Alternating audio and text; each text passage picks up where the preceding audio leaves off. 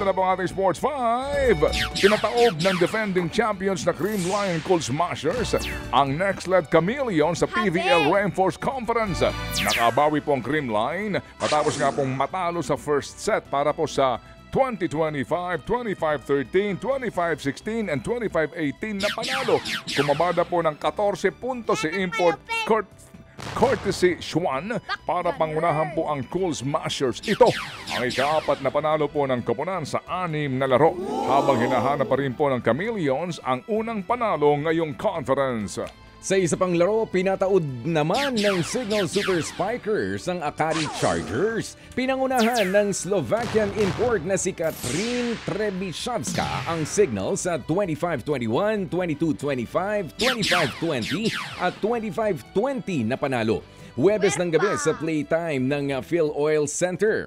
Nagbuhos ng 25 points si Trebishevska para itaas ang record ng Super Spikers sa 3-3 matapos ang pagkatalo nila sa Capital One noong nakaraang linggo.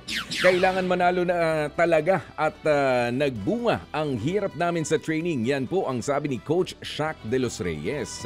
Nagamba si Erica Santos ng back-to-back aces sa set 4 habang si Don Katindig naman ang nagmando sa depensa ng Signal na may 25 excellent digs. Bumida rin si Santos sa lokal na puwersa na may 19 points habang nagdagdag ng tig 12 at 11 points sina Roselyn Doria Aquino at Ishi Lalong Isip. Ito ang mahalagang panalo para sa Signal bago harapin ang undefeated Zeus Coffee Thunderbells sa kanilang susunod na laban. Sa ilang pang Sports 5 News, kampiyon ang Pinoy na si Jonas Magpantay sa Qatar World Cup 10-Ball Championship sa Doha. Hindi napantayan ng kalabang si Zimon Kural ng Poland. Ang galing ng Pinoy. Nakuha po ni Magpantay ang panalo 13 rocks to 9 para po sa $100,000 o halos 5.9 million pesos na papremyo. Kabilang po sa mga tinalo ni Magpantay bago magkampiyon ang kapwa Pinoy at two-time World Pool Champion na si Carlo Biado. Manong, kapag papasok mo na yung perang yan dito sa Pilipinas, may tax yan, di ba? May tax ba? Winning, palagay ko wala. Oo, wala na. Dapat naman wala. Kasi kung may tax pa, baka kung kanino na naman mapunta yung mga tax na yan. Malaki-laki tax yan.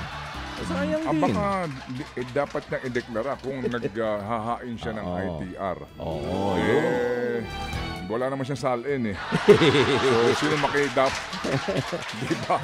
Samantala, Pati ba naman yun, bubuwisan pa. Bubuwisan. Asya, hindi na makakabalik ngayong PBA Season 50 ang Rain or Shine Elasto Painters big man na si Keith Datu. Yan ay matapos niyang magtamo ng ruptured patellar tendon sa kanang tuhod. Nangyari ito sa third quarter ng panalo ng Rain or Shine kontra sa Phoenix Fuel Masters noong Miyerkules. Pagkatanggap ng pasa, nadulas si Datu at agad na humawak sa kanyang kanang tuhod. Dahil dito, lalo pang nabawasan ang big man rotation ng E-Painters. Lalo't injured na si Kaylan Chongson at limitado lang ang minuto ng veteranong si Bo Belga.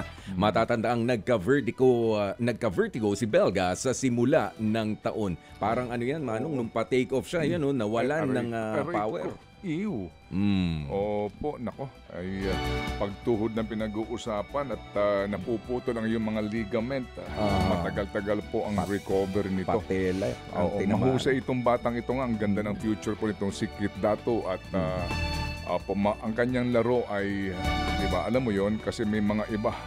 Ang laro ay hindi na po laro eh. Puro outside. Pananakit na ito so far. Maayos na bata. Ito sana gumaling ka agad. Keith, pagaling ka. Mga kapatid, brothers and sisters, saan ka pa? Dito na tayo sa totoo. Dito na tayo sa True FM. Mga kapatid, mag-subscribe and follow po kayo sa social media accounts ng True Network PH. Yan po kami. Hanapin nyo lang True Network PH, Facebook, Instagram, YouTube, TikTok, and podcast.